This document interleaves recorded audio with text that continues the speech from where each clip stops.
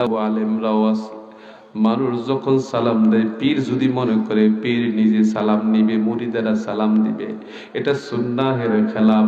পীর আগে দিবে বা মুরিদ আগে দিবে, এটা যখন যার সুযোগ হয় তিনি আগে দিবেন, এটাই হচ্ছে নবীর সুন্নাহ। আওয়াজ করে বলি সুবহানাল্লাহ। সমাজের ইমাম সাহেব যদি মনে করে ওনাকে মুসল্লিরা সালাম দিবে, এই চিন্তাটা তার ভুল, তার ভুল, এই চিন্তাটা তার ভুল। ইমাম সাহেব আগে সালাম দিলে মুসল্লি সালাম দেওয়া শিখবে। একজন মুসল্লি যদি সালাম দিতে ভুলে যায়, আলেম হিসাবে ইমাম সাহেব ভুলার কথা না। মুরিদ যদি সালাম দিতে ভুলে যায়, তাহলে পীর সালাম দিতে ভুলার কথা না, তিনি একজন আলেম। আমার নবী সাইয়্যিদুনা হাবিবুনা মুহাম্মদুর রাসূলুল্লাহ সাল্লাল্লাহু আলাইহি ওয়াসাল্লাম সাহাবায়ে কেরামদেরকে আগে আগে সালাম দিতেন। জোরে বলি সুবহানাল্লাহ।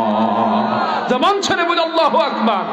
আমার নবী সাইয়্যিদুনা মুহাম্মদুর রাসূলুল্লাহ সাল্লাল্লাহু আলাইহি ওয়াসাল্লাম বলেন, দেখবে কার ভিতরে অহমিকা নাই, আত্ম অহংকার কার ভিতরে নাই, দেখবে ও বাজান চেয়ারম্যান মেম্বার আছে, বহু ভাবসাব নিয়ে থাকে, ভোটের আগে আপনার কাছে দৌড়ায়, নাঙ্গল চাষ অবস্থায় আপনার গায়ে ধুলাবালি মাখা, মাটি মাখা, সেখানেও যে মুআনাকা করে, কোলাকুলি করে আপনার সঙ্গে আছে নাকি নাই।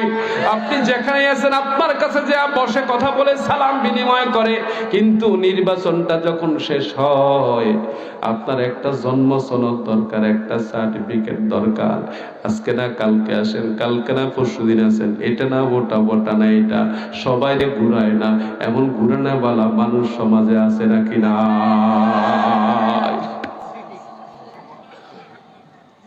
বেজার হচ্ছেন কথা বাজানলে, বেজার হওয়ার কথা না। আজকে সমাজ নষ্ট হয়ে যাচ্ছে, রাষ্ট্র নষ্ট হয়ে যাচ্ছে, শুধুমাত্র কারণ একটা, মন ভালো না। নেতার মন ভালো, নেতার যারা দায়িত্বে তাদের মন ভালো, পীরের মন ভালো তো মুরিদের মন ভালো, ইমামের মন ভালো তো মুসল্লিদের মন ভালো। এটা হচ্ছে স্বাভাবিকভাবে আল্লাহর কথা, রাসূলের কথা।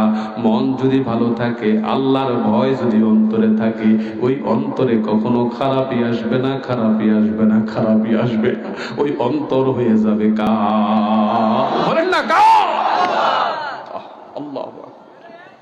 সমস্যাটা তো এখানে, এটা ঠিক করার চেষ্টা করি না।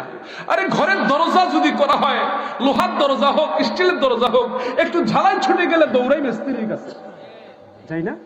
কেন যাই মিস্ত্রির কাছে? ভাইরে তাড়াতাড়ি আসো না, ঘরে চোট ঢুকবে, দরজাটা নষ্ট হয়ে গেছে, আছে নাকি? কলের নাটটা যখন শুরু হয়ে যায়, শেষ ধ্বংস হয়ে যায় বা নষ্ট হয়ে যায়, কলের বাকেট আছে না ভিতরে, কি কয় এটা রে? কলের, হ্যাঁ বাকেট বলে। এটা যদি নষ্ট হয়ে যায়, পানি যদি না উঠে, ফার্ম করলে পানি যদি না উঠে, চাপ দিলে দৌড়ে তাড়াতাড়ি যাও ঠিক করো। আরে এখন ঠিক না করলে তো রাতে পানি খেতে পারবো না। ও আল্লাহর বান্দারা, যেটা তোমার দেহের সবচেয়ে দামি, সবচেয়ে মূল্যবান, সবচেয়ে ভালো থাকার কথা, সেটা তোমার নষ্ট হয়ে আছে। এটা যদি তুমি রাতের কথা চিন্তা করো, সকালে করো চিন্তা, রাতের তাহলে চলবে না। যখনই সমস্যা দেখবে, তখনই তোমার ঠিক করার জন্য ডাক্তারের কাছে তোমার দৌড়ে যেতে হবে। হুকুম কার? তেমনি হুকুম করলেন আল্লাহ, কুনু মা'আস সাদিকিন, তোমরা সিদ্দিকদের সঙ্গী হও, সাথী হও, সৎসঙ্গে স্বর্গবাস, অসৎসঙ্গে। আবু বকর রাদিয়াল্লাহু তাআলা অবস্থা এমন হতো, আবু যার গিফারি বলতেন, আবু যার আমি মুনাফিক হয়ে গেছি। কেমন কথা! আবু বকরের মতো মানুষ এমন কথা কেমনে বলে? দেখি আসলে সত্য কথা না। তিনি কত বড় মাপের আল্লাহওয়ালা মানুষ ছিলেন। সাহাবাদের মধ্যে এক নাম্বার, উম্মতদের মধ্যে আমলের দিক থেকে এক নাম্বার। বলেন আল্লাহু আকবার। সেই মানুষটা নিজেরে বলতেছে, আমি তো কেমন হয়ে গেছি, আমি কেমন হয়ে গেছি। আবু যার, আমার কেমন যেন লাগছে, চলো আল্লাহ রাসূলের কাছে যাই, ঈমানটাকে তাজা করে আসি। বলেন আল্লাহু আকবার। এমনি বলতেন, চলো আল্লাহ রাসূলের কাছে হাজিরা দেই, ঈমানটাকে মজবুত করে আসি। আল্লাহু আকবার।